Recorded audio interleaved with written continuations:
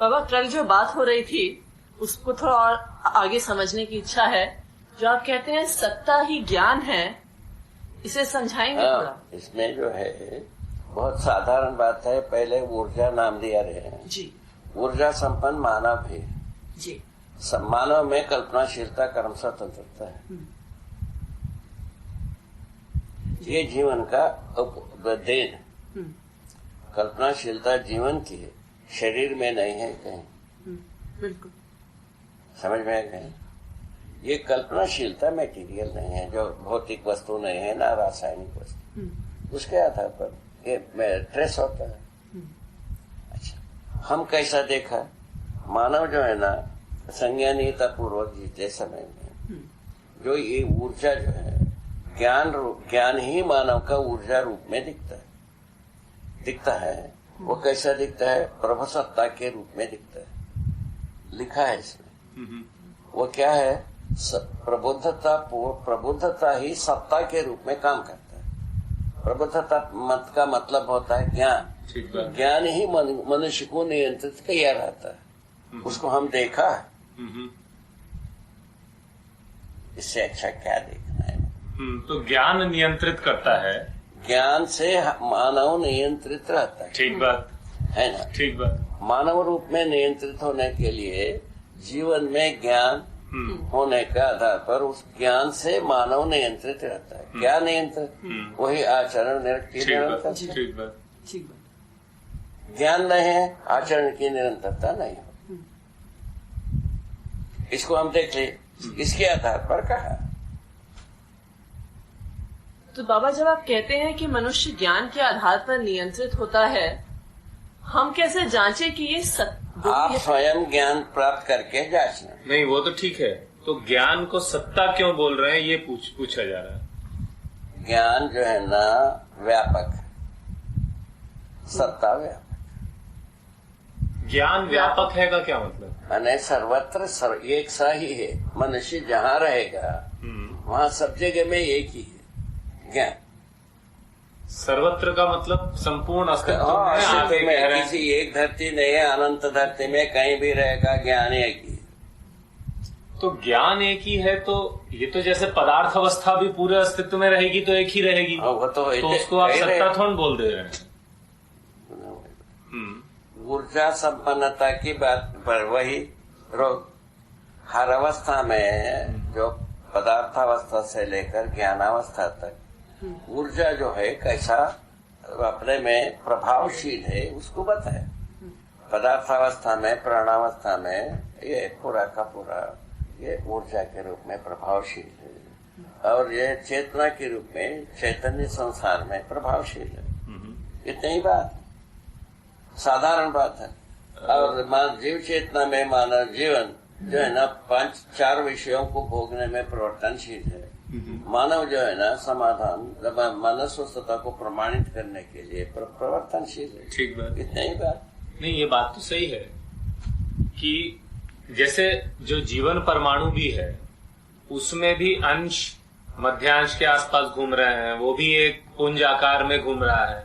इसके लिए सत्ता ऊर्जा है, ये तो एक बात समझ सकते हैं। लेकिन ये जो उसके अंदर ज्ञान है उसको भी आप सत्ता कह रहे हैं। उसके अंदर क्या ज्ञान होगा? मतलब उसमें ज्ञान संपन्न रहता है। हाँ, ठीक बात। जीवन ठीक बात। ज्ञान संपन्न रहता है। वो ज्ञान जो है ये ऊर्जा ही है। मानव परंपरा में उसको ज्ञान कहलाता है, जीव परंपरा में उसको आशा कहलाता है। ठीक है ना? ये प्राण संसार में पुष्टि कहलाता है, वह पदार्थ संसार में परिणाम कहलाता है। ऐसा भाषा दिया जाए। परिणाम अनुषंगी विधि से पदार्थावस्था आचरण करता है। पुष्टि धर्मानुसार असंग विधि से ये प्राणावस्था काम करता है। वही आशानुषंगी विधि से जीवावस्था आचरण करता है। मानव ज्ञानानुषंगी विधि से आचरण करता है। इतने ही नहीं, ये तो करता है, ये दिखता है। इन सबको सत्ता से कैसे इक्वेट कर देते हैं? या पहले ऊर्जा संपन्नता की बात अभी अभी हुआ, पुनः वहीं पहुंचते हैं, उसी जगह में पहुंचते हैं। देखिए बाबा, जैसे आप कहते हैं कि ऊर्जा संपन्नता के बारे में अभी आप हमारा एक संगीतमय विधि से मैंने समझने की, समझाने की एक प्रक्रिया चली, उसको अपन रेफरेंस में नहीं ला सकते। तो जैसे आप कहते हैं कि हर इकाई सतत क्रियाशील है, तो उसमें एक ऊर्जा के स्रोत की बात होती है, तो वो समझ में आता है कि हो सकता है कि ज्ञान भी क्रियाशीलता के मूल में ही है। क्रियाशीलता के बिना ज्ञान का माने प्रकटन होता ही नहीं। ज्ञान के बिना बात ऐसा है, अच्छी तरह से मन लगाने की बात है बेटा, कि हम भाषा को प्रेम मान करके बात करते हैं, उसके जगह में हमारा जीना प्रेम है। इस जगह में हम शिफ्ट होने से काफी चीज हजम हो जाता है। नहीं बाबा, एक्चुअली भाषा को प्राइम नहीं माना है। प्रॉब्लम यह है कि आप भाषा से इंगित क्या कर, जब आप कहते हैं कि सत्ता ही ज्ञान है, तो भाषा ज्ञान को इंगित करने के लिए भाषा दिया है। तो उसी को समझने का आप में भी वो ज्ञान के बारे में अवधारणा प्राप्त करने की इच्छा रहना चाहिए ना। भाषा तक रह जाते हैं। नहीं बाबा, नहीं, एक्चुअली भाषा में इसलिए फंस जाते हैं क्योंकि अर्थ अभी पकड़ में नहीं आ रहा है। वही तो बात, उससे होते तो बात है, वो पकड़ में आना चाहिए। मैं आशीर्वाद दे रहा हूँ, उस पर जाना चाहिए। अभी जो अपन एक थोड़ा देर पहले बात किया, उसको बिल्कुल अच्छी तरह से अपनाना चाहिए। वो एक पैकेज है। अभी सवेरे जो अपन बात, ठीक, उस पर थोड़ा सा ध्यान दे करके देखो। वो यदि पकड़ में आ गई तो आगे की अपना राजमार्ग बनता है। मूल रूप में मूल वस्तु पकड़ में आना चाहिए। ज्ञान और विद्या, ये दो शब्द आप बोलते हैं भाई, इसमें विद्या जो है ना, ज्ञान संपन्न होने का प्रक्रिया में विद्या, विद ज्ञान है धातु। ये जो संस्कृत शब्द है, उसका रूट ये है, ज्ञान को इंगित करने वाले शब्द वो विद्या नाम है। तो उस प्रक्रिया को आप कह रहे हैं? ज्ञान जो है ना, प्रमाण है, प्रक्रिया है। प्रक्रिया विधि से ज्ञान जो है ना प्रमाणित होती है। प्रमाणित होना ज्ञान है।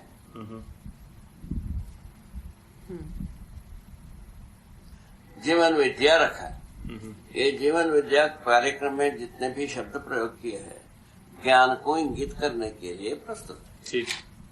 ठीक है ना? ठीक। बाबा, जैसे आप कहते हैं सत्ता मध्यस्थ है, उसमें अभी अपन जो है ना प्रभावशीलता को तीन प्रकार से देखें। तो समविषम मध्यस्थ। मध्यस्थ में क्या है? निरंतरता बना रहना, ये अर्थ आता है। ठीक है ना? उसमें क्या है? छोटी सी बातों में गए, ये जैसा है घर बनाना एक काम है, घर गिराना एक काम है, घर को बनाए रखना एक काम है। बनाए रखना मध्यस्थ नाम है। इसकी क्या मतलब है? इसका बनाए रखना, इसकी निरंतरता बनाए रहे, ऐसा जाता है। उसी ढंग से मध्यस्थ सत्तावत है। ये संविषम जो बनना बिगड़ने से मुक्त स्वरूप में ऊर्जा है। बात ये आसानी से पकड़ में आता है। एक जगह आपने लिखा है बाबा, सत्ता मध्यस्थ है, इसलिए मध्यस्थ सत्ता में संपृक्त प्रकृति नियंत्रित एवं संरक्षित है। ठीक है। तो जो हम प्रकृति के नियंत्रण की बात करते हैं, वो मध्यस्थ सत्ता में संपृक्त होने वश है। वश है, नहीं तो क्रियाशीलता ही नहीं। सवेरे सभी नहीं, उसकी क्रियाशीलता ही है न रे। क्रियाशीलता में तीन ही बात है, बनाना, बिगाड़ना, रहना। तो जो हम नियंत्रण की बात कर रहे थे, जो हम अभी थोड़ी देर नियंत्रण रहने के अर्थ में, तो नियंत्रण इस वजह से है कि वो मध्यस्थ सत्ता में संपृक्त है, जो मध्यस्थ है। यही मूल प्रेरणा वही। ये जैसा धरती शून्याकर्षण में मध्यस्थ है, तभी इसमें चारों अवस्थाएं प्रकट हुई। समझ में गए? यद्यपि ये लाखों प्लैनेट ऐसे हैं जो मध्यस्थ रूप में काम कर रहे हैं, अभी भी प्रकट नहीं हुए हैं, कई प्लानिट में प्रकट भी हुआ है। ऐसा बात, ये मध्यस्थ रहे बिना विकास होता ही नहीं। धरती मध्यस्थ क्रिया किया, ठीक है ना, वही शून्याकर्षण के नाम दिया उसको, और मध्यस्थ क्रिया किया, फलस्वरूप विकास। ऐसे ही हर प्लानेट में विकास की संभावना है। तो अभी कई प्लैनेट ऐसे भी हैं जो शून्याकर्षण में नहीं है, इसका मतलब शून्याकर्षण में है, विकास नहीं हुआ है। नहीं, वो तो ठीक है। कुछ ऐसे भी हो सकते हैं जो शून्याकर्षण में नहीं है। ऐसा नहीं, मतलब प्लानिटें नहीं होते हैं शून्याकर्षण में रहे बिना, प्लानिट नहीं होते हैं। अच्छा, तो वो कुछ पदार्थ वगैरह होगा जो किसी में विलीन होने के लिए विलय हो जाता है, विलय होने के लिए तैयारी में रहता है, ऐसा बना रहता है। ये शून्याकर्षण पर भी बाबा, जैसे कल एक बात हुई थी कि जो परमाणु में जो परिवेश में अंश है, वही आधार है। आगे जो है ना, बड़े बड़े चीज प्लानिट जैसा वस्तु शून्याकर्षण में होने का आधार वही है। नहीं, मैं ये पूछना चाह रहा था कि जो परिवेश में अंश है उसका भार नहीं मिलता है, बताया, तो वो शून्याकर्षण में होता है। उसको अपन शून्याकर्षण में लिखा है, लेकिन ये भी हम कहते हैं भार नहीं मिलता है, वो तो ठीक, इस आधार पर। किंतु परमाणु में भार वाला भाग भी समय है, वो ठीक है। इस आधार पर ये अणु रचित रचना के रूप में काम कर रहे हैं। नहीं, वो तो ठीक है बाबा। तो ये जो परिवेश में अंश है, हम कहते हैं इसमें भार नहीं मिलता है, इसलिए ये शून्याकर्षण में है। लेकिन ये बाहर भागता है या अंदर आता है, तो इसको नियंत्रित भी करता है मध्यांश। हाँ, वही तो बात कहा, मध्यांश में भार है, ठीक है ना। मध्यांश के साथ ये भार विहीन वस्तु काम करना है, ठीक है। क्या सुना? मध्यांश में भार है, मध्यांश के साथ इस भार विहीन वस्तु को काम करना है। ऐसा बना, ठीक है, डिजाइन ऐसा है, वो ठीक है। उस डिजाइन में काम करके वो परमाणु का आचरण निश्चित, ठीक है, ठीक है ना। भार विहीन वस्तु, भार वाला वस्तु का संयुक्त रूप, ये अपने को आना चाहिए। अच्छा, जो जबकि धरती जो शून्याकर्षण में है, धरती पूरा का पूरा धरती ही शून्याकर्षण में होता है, तब क्या होता है पता, उसमें विकसित होने की प्रवृत्ति आती है। ठीक बात। अच्छा, उसका अंकुरण कहाँ से रहा? परमाणु में आश्रित अंश का भार नहीं होता है, भार विहीन विधि से होने की प्रवृत्ति परमाणु में ही निहित है, भ्रूण है वो। उसका जो प्रमाण है वो धरती के रूप में हो गया। कई के लिए हो भाई, चार अवस्था प्रकट होना, एक नहीं बात। तो धरती भी क्या कभी अंदर बाहर होता होगा, तो इसको नियंत्रित करते हैं क्या सौरव्यूह में जो मध्य में होता है, ऐसा कुछ नहीं? स्वनियंत्रित, शून्याकर्षण स्वनियंत्रित। तो ये आपको कैसे दिखा कि ये शून्याकर्षण में है धरती? अनंत धरती को देखा ना बाबा। अनंत धरती हमारा व्यू में आई। हमारा जो ज्ञान चक्षु कहो, चर्म चक्षु कहो, वो समझ में आने लगी।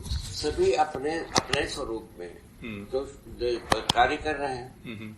ये व्यापक वस्तु ही पूरा है, क्या कहते हैं, जो रहने का जगह, ये पहले से ही हमको प्राप्त है। सहस्तित्व में अनुभव होने के फलस्वरूप ये आ चुकी। सर, ये व्यापक वस्तु ही ऊर्जा है, ऊर्जा में ही ये सदा काम कर रहे हैं। ये पता लगे ऊर्जा पारगामी है, इसके पहले हमारा ज्ञान, इसके आधार पर शून्याकर्षण में रहना था, तय हुआ। बहुत अच्छी काम है बेटा ये। एक छोटी सी बात और याद आई बाबा, कल आप जो कह रहे थे कि जो कुछ आपको दिखा है वो अस्तित्व में था ही, इसलिए आपको दिखा, वही दिख रहा था जो अस्तित्व में था। तो जब आपने कहा था कि अंश विभाजित होकर भी आपको दिखे, लेकिन विभाजित होकर अंश अस्तित्व में तो नहीं है, ऐसा भी आप कहते हैं? ठीक है, हमको ऐसा पूरा चित्र बना के दिखा दिया। प्रकृति स्वयं जैसा एक डिजाइनर करता है, वो काम प्रकृति किया हमारे साथ। नहीं तो लेकिन प्रकृति आपको कुछ दिखा दिया, इसमें तो ऐसा लगता है जैसे प्रकृति में भी कोई चैतन्यता है। वही है, और कौन सा बिका हुआ है, डूबा है, सब बता ही रहे हैं। नहीं मतलब इसमें ऐसा लगता माने है ऊर्जा है, बात हो गया है ना भाई। नहीं ऊर्जा है ठीक, चैतन्य प्रकृति में चैतन्य का प्रमाण, जड़ प्रकृति में ऊर्जा का प्रमाण, दोनों में प्रवृत्ति है। किस बात की? विकास प्रवृत्ति। नहीं वो सब ठीक है, ये विभाजित होके दिखने वाली घटना, वही तो बात है ना, विकास प्रवृत्ति है। हाँ। उसमें पाठ सिखाने की भी प्रवृत्ति होगी, माने ये किसी को स्पष्ट करने की भी प्रवृत्ति होगी, किसी एक साधना विशेष के फलस्वरूप स्पष्ट होने की भी प्रवृत्ति होगी, तभी हुआ होगा। नहीं वो तो ठीक है, वो तो ठीक बात है, इतनी। लेकिन उसको समझना भी तो, समझना भी वही है, अध्ययन विधि है। नहीं मतलब कि ये घटना होती है, आप कह रहे हैं ठीक है भाई हुई, इसका मतलब होती ही होगी, ठीक है ना। हमको बोध हुआ है प्राकृतिक विधि से, आपको मानव विधि से हम बोध कराने के लिए प्रयत्न करता हूँ। उसमें विश्वास करने में इतना समय लग रहा है, धीरे धीरे अभी अभी पकड़ रहा है वाघ। नहीं तो ये प्रकृति अपने आप को दिखा दे ठीक है, वो संभव लगता है, जो चीज प्रकृति में नहीं है वो कैसे दिख रही है? मतलब प्रकृति में नहीं है कहाँ, विभाजित परमाणु अंश ही है। नहीं, लेकिन विभाजित रूप में तो नहीं है। परमाणु अंश को हमको बोध कराया है, परमाणु अंश का रोल को बोध कराया है। नहीं कल आप लेकिन ये भी कह रहे थे ना, वो जितनी बार जब हम अलग अलग परमाणु अंश होना हम देखा है, ठीक है, वो अब परमाणु से अलग होकर के दिखा, ऐसा कुछ नहीं है। नहीं अंश सुनो तो सही, हाँ। वो जितने भी स्पीड में है चर्म चक्षु में वो दिखता है, ठीक है ना, ठीक है, ज्ञान चक्षु में दिखता है, ठीक है।